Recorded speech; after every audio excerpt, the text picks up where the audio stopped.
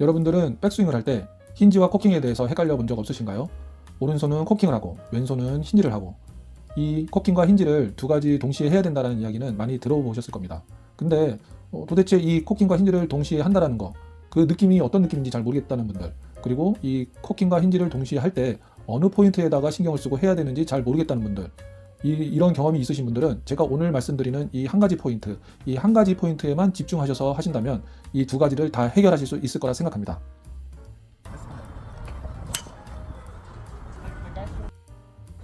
안녕하세요, 팟트리 파파 여러분. 요즘 우리 아이가 백스윙을 할 때 힌지와 코킹에 대해서 헷갈린다고 얘기를 하더라고요. 이 힌지와 코킹을 동시에 한다라는 게 어떤 느낌인지, 그리고 또 어떤 포인트로 해야 되는지 잘 모르겠다라고 얘기를 해서 아이에게 조금 더 이해하기 쉽고, 그리고 그 느낌을 잘 찾을 수 있는 그 포인트를 찾아서 그 포인트에 대해서 설명을 해줬습니다.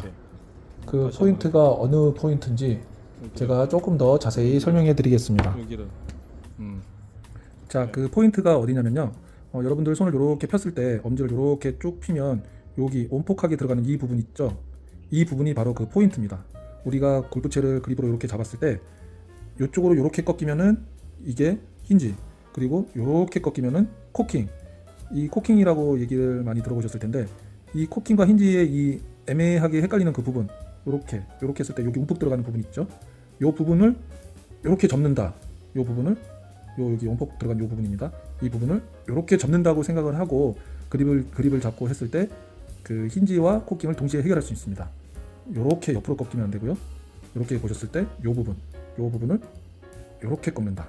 그러니까 네, 조금 더 이해를 돕고자 제가 클럽을 갖고 왔습니다. 클럽을 저희가 이렇게 잡았을 때 아까 제가 말씀드린 그 포인트, 여기 움푹 들어간 요 포인트 보이시죠?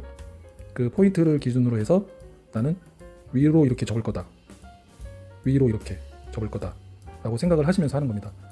옆으로는 아니고요. 그 포인트, 이 포인트 중심으로 이런 식으로 위로. 자, 여기 움푹 들어간 포인트 보이시죠?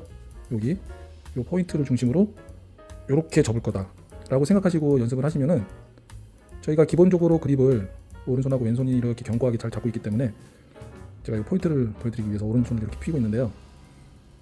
여기를 이렇게 접는다고 생각하고 올리면은 왼손은 자연스럽게 힌지가 될 수밖에 없습니다.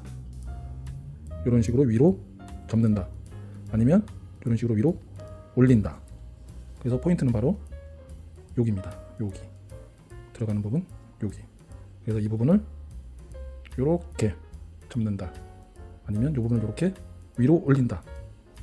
네, 그렇게 생각하시고 하시면은 자연스럽게 왼손은 힌지가 되고 오른손은 코킹이 됩니다.